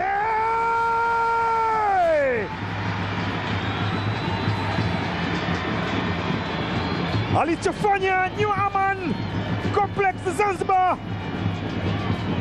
anakifanya tena Azam Complex Chamazi. Funga na kufungua wakihamaki KMKM ikapatwa na mshtuko wa bao lingine lililopelekea mvua ya mabao yaliyowekwa na wataalamu wengine kama Pasco Msindo, Abdul Suleiman Sopo. Hapa KMKM wakachoka kweli kweli, ubao ukisoma 7-0. KMKM wakachoka na kusahau kuwa hatma huwa haikimbiwi na nizamu ya Azam FC kutinga mbele katika hatua iliyofuata, kwani haya yote ni matokeo halali ya juhudi zilizowekwa kwa miaka mingi. Ni ujumbe kwa bara la Afrika kwamba Tanzania inakuja kwa nguvu na Azam FC ni miongoni mwa mapinduzi hayo. Haikuwa safari iliyoihusisha KMKM pekee, bali ni safari iliyoanza kwa timu kutokea Sudan, El Merreikh Bentiu, iliyoondoshwa kwa jumla ya mabao 4-0. Ubora wa timu hii ni matokeo ya mpango mzuri wa uendeshaji, miundombinu rafiki na ya kisasa inayolingana na viwango vya kimataifa, nidhamu ya kiutawala na kiufundi, bila kusahau mikakati ya muda mrefu inayojali maendeleo ya vijana. Haikuwa safari tu, bali ni mwanzo mzuri wa hadithi ndefu iliyo na wingi wa furaha, kwani kamwe chozi la furaha halifutwi, bali huhifadhiwa kwenye kumbukumbu za moyo pamoja na andiko la mafanikio. Mwandishi wa makala hii si mwingine bali ni mguu wa dhahabu Sherifu Bayona, nami msimuliaji wako ni Rukaya binti Wambugita. Na asante sana Rukaya Mbugita pamoja na Sherifu Bayona kwa taarifa hiyo ambayo imeangazia mafanikio ya timu zote hizi 4 ambazo zimepiga hatua, lakini kwa timu 2 mpya ambazo zimeingia hatua ya makundi kwa maana ya Azam pamoja na Singida Black Stars, inaenda kutengeneza historia mpya kwa Tanzania, kwa mpira wa Tanzania kufika hatua hiyo kwa mara ya kwanza baada ya soka la Tanzania kuanza. Inawezekana tukawa tunazungumza kirahisi sana kupeleka timu 4 katika hatua ya makundi. Na tungekuwa hapa na mzee wa namba Ramadhani Bwaduke, pengine angewaelesha watu vizuri sana kwa sana na zile ligi namba 1, ligi namba 2, ligi namba 3, na kwa taarifa hiyo siku na kitu gani huwa kuna namna anaweza akapanga zile namba. Ukiangalia mataifa mengi ambayo kwa mfano kaskazini mwa Afrika, unazungumzia mataifa ambayo yana misuli mizuri sana kwenye club zao, kwenye fedha, kama kwenye uchumi wako vizuri, mipango yao mengine pia wako vizuri. Lakini ukirudi Tanzania ndo sasa soka linaingia. Unaona mchezaji sasa hivi kununuliwa labda milioni 500, unaona kama ni pesa nyingi kidogo, milioni 600. Bilioni 1 bado ndo tunaanza kuingia sasa kwamba, lakini kwa wenzetu kunaona ni kitu cha kawaida. Timu kutoa bilioni 6 kumchukua mchezaji, unaona sio jambo la kushangaza. Kuingiza timu 4, mafanikio haya ambayo Tanzania imeenda kuyapata kwenye soka la Afrika, ishara yake ni nini kwa miaka ijayo kwenye ligi ya Tanzania, lakini pia soko la wachezaji ambao wanakuja nchini Tanzania kwa kucheza kwenye klabu yoyote ili mradi inacheza ligi kuu ya NBC? Kwanza zile details ambazo zipo CAF ambapo tunafahamu ligi 12 bora barani Afrika, kuanzia ligi namba 1 ya Misri mpaka ligi namba 12, tunaongelea hapo kuanzia 10 mpaka 12, Nigeria wamo, Libya wamo. unaruhusiwa kupeleka timu 4, 2 Champions League, 2 shirikisho. Lakini sio kuzipeleka hatua ya makundi. Ni kwenye mchakato wa awali wa preliminary. Imekuwa ngumu kwa miaka nenda rudi kwa sababu maybe aina wapinzani tulikuwa tunakutana nao kwa baadhi ya timu ambazo zilipaswa pia ziingie katika hatua ya makundi. Maybe zilikuwa pia haziko katika ubora huo wa kufight na kuweza kwenda katika hatua ya makundi. Lakini kuna mambo mengi sana yamebadilika ambayo yametupelekea hapa tulipofika. Unajua wakati Abisai anazungumza kukua na kufanikiwa kwa Simba ambapo baadaye Young Africans alifuatia. Leo hii unazungumza Simba ameshacheza hatua ya makundi, anaenda mara ya 7 hii kati ya misimu 8 iliyopita. Young Africans anakwenda kwenye mara ya 4 hii kati ya misimu karibia 4 iliyopita. Ukianza ile ya shirikisho, sio? Ile imepelekea hata standard ya kwenye ligi, kwenye timu zinazomaliza top 4 ziwe na uwiano at least usiopishana na hizo timu za juu mbili. Uwiano wenyewe tunazungumza ni material za wachezaji ndani ya kiwanja, lakini ubora wa makocha ndani ya kiwanja. Ndio maana leo unamuona Ibenge ambao tulimuona Berkane, AS Vita, national team ya DRC pamoja na Al Hilal yupo kwenye ligi yetu na amekuja ndio amekuwa X factor moja kwa moja. Azam wameenda makundi. Leo unamuona Gamondi huyu ambaye amecheza robo finali na Mamelodi akiwa na Yanga, kawapeleka makundi msimu uliopita kabla ya kuachana na Yanga, ikachukuliwa na Ramovic. Yuko na Singida Black Stars. Sasa angalia zile material ambazo kwa naziona kwenye Champions League. Kina Chama au kina Aucho unazungumza, kina Maruf Shakei akiwa na AS Vita, ndo wako Singida Black Stars. Kwa hiyo kilichopiga hatua sana material ndani ya kiwanja na material kwenye benchi la ufundi. Material ndani ya